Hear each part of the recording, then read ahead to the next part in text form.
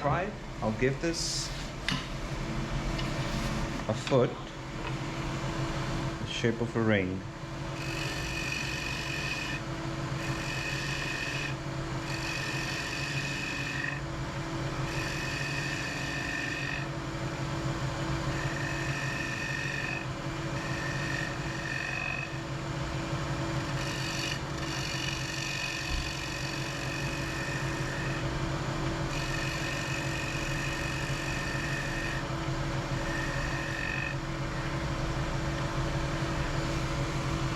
Don't want to come up that side of the grain. So this is the 10 mil spindle gouge I was talking about before. I'm gonna go up a little bit, but this can get in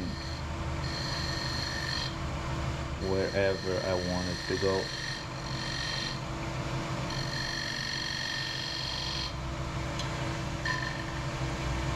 All I'm doing is creating a slight undercut here.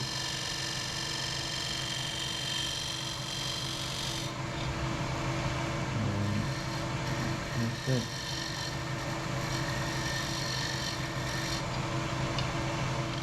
Clean this up very gently and break the edge. The edge is broken, all that is good. Oops. Just bumped my tool into the lathe.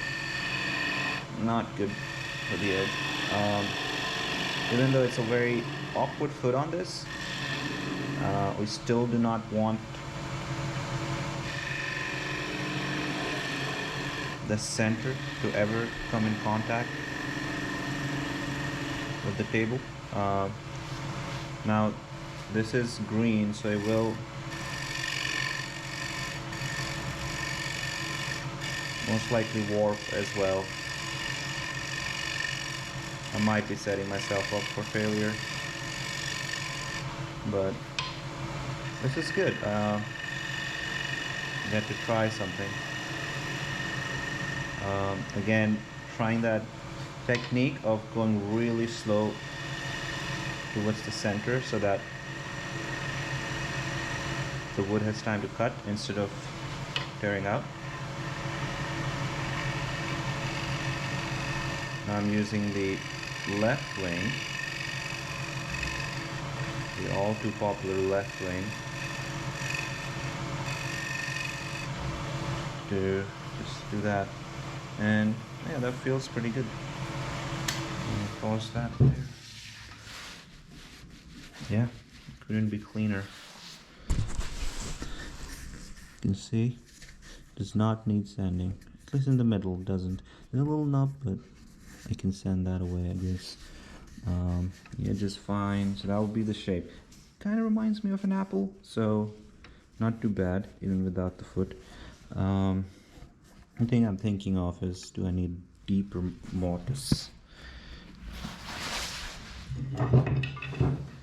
I will give it a deeper mortise. I am not a big fan of coming back to do this.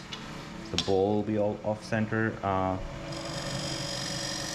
If you remember, this is all being done on a screw chuck. There's practically no way I can get the same hold again. So, time for sanding. Alright everyone, welcome back. I did my sanding, and now I'm just polishing up the piece with shavings from it. So,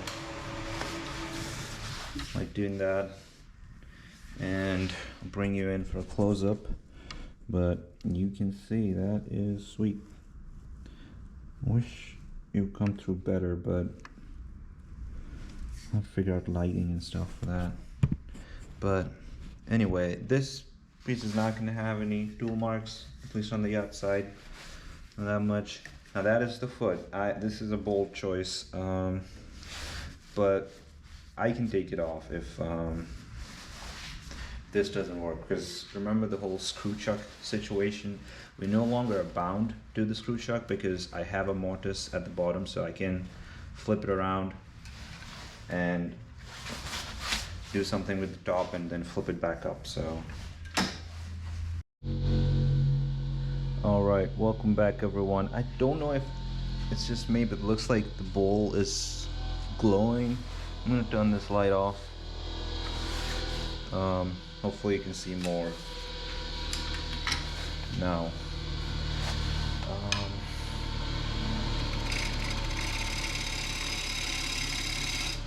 So you can instantly tell the difference that I'm using a sharper gouge.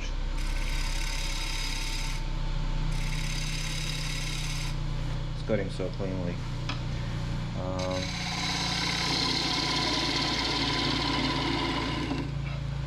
So yeah.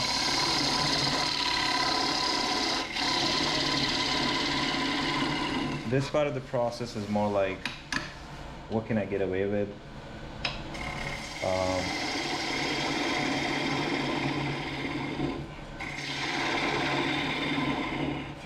I don't need a lot of technique to get this right.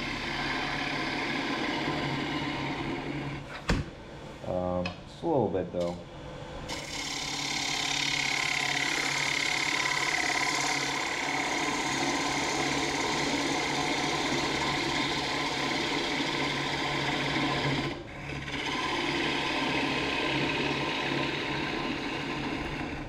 As far as what I'm feeling for, it's just vibrations.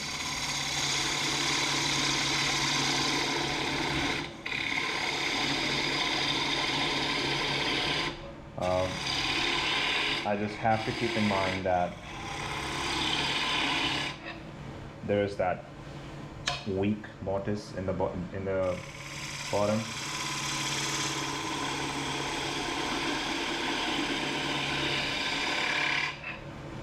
So I'm not gonna push it.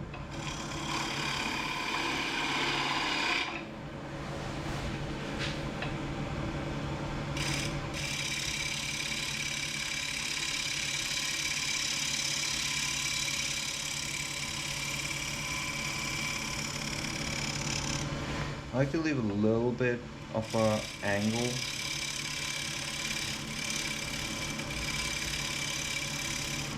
To the rim. Just because, yeah, don't talk when you work. Just because it just looks a little bit nicer. It's a design choice. It doesn't have to be that way.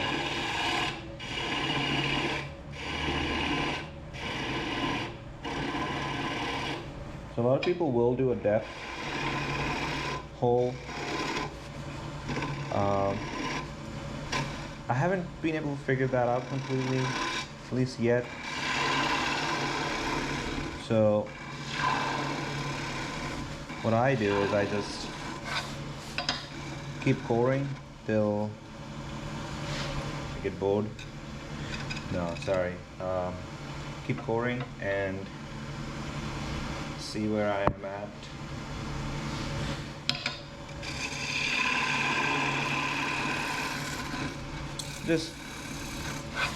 Just by eye, doesn't matter very much.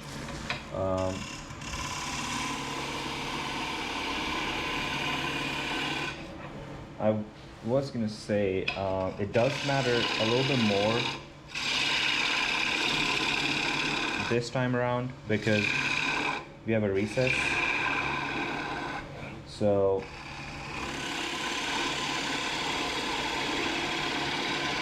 you can't go too far down there.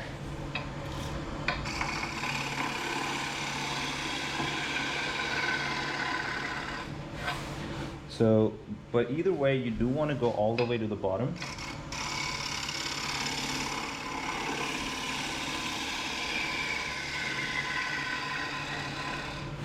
Because then you know where you're projecting the curve to. Get the shavings out of the way, and then now I like to feel it. Nice thick walls. I might keep them thick. The base is way too thick. I definitely need to go more. Gonna turn up the speed a little bit. The wood's working really well, and I'm not going to take any major cuts anymore. So.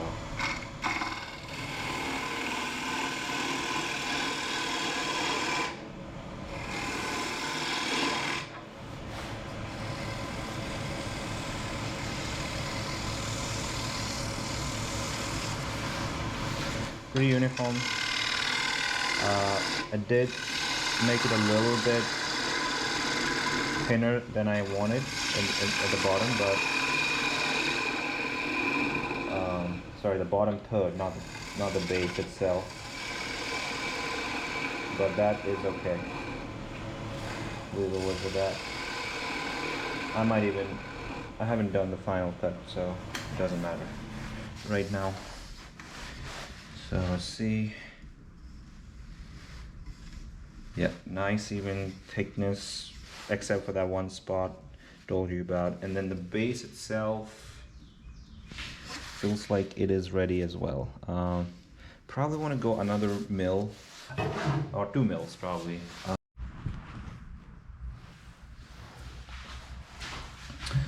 So stop there for a second, but we are cutting well. I'm gonna turn on the light. Hopefully it doesn't wash everything away. And if my head's in the way, I'm gonna probably edit this part of the video anyway.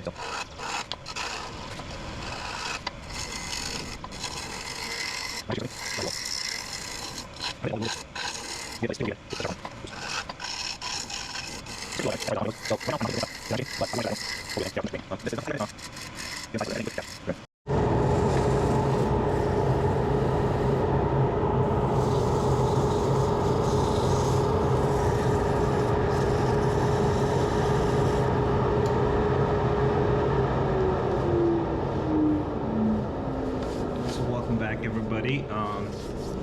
So I did lie, I didn't just sand it like this. I took a power sander to it because I had some tool marks that I could not get rid of right here, but now I can't even feel them, so that's perfect. Oh, let's just do our favorite thing, polish it up. Do like doing that.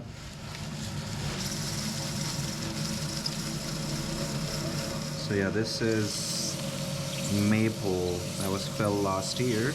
I got it pretty much off the side of the road. Yeah, I don't want to push too hard because again the wood is a little bit wet. It's moving. It's moving so much that I actually trued up the rim a little bit, and it had already moved. Even now you can see it shake a little bit right here, and that's because it's wet. It's probably gonna be pretty oblong by the time we're done with it, but that's fine. So, oh, okay, interesting. I have the original crack showing a little bit, and I'll show that to you in a second here.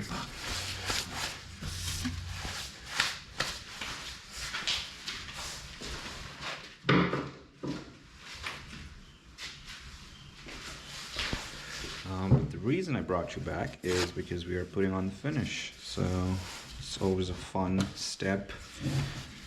So what I use is tung oil. Keeps it food safe. So I'm just gonna dab a little bit all over the place.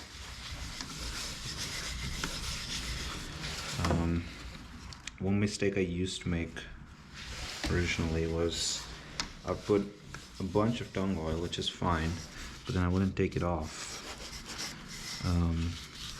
thinking that, oh, it's a nice thicker layer. And I mean, I would obviously take a little bit off, so I didn't get that white